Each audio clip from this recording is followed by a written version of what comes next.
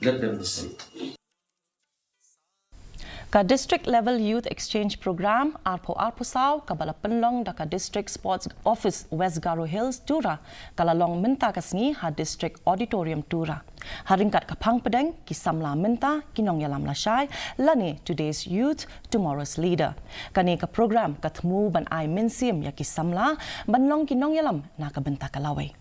haba ai jingkren I salja gring M marak ubadai I district sports officer ila banjur halor ka jingdon kam jong ka jinglong nong yalam ki kena samla la Pynlong ru ya katu kat ni ki jing yakop ba kentup ya ka science mela ka jing yakop kentip ki jing rai ten rai bat ki poetry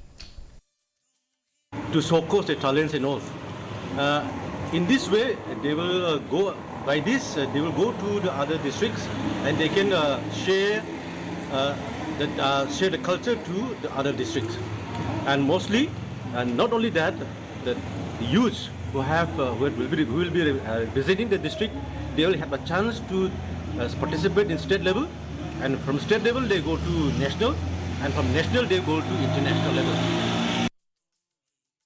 ka school ba not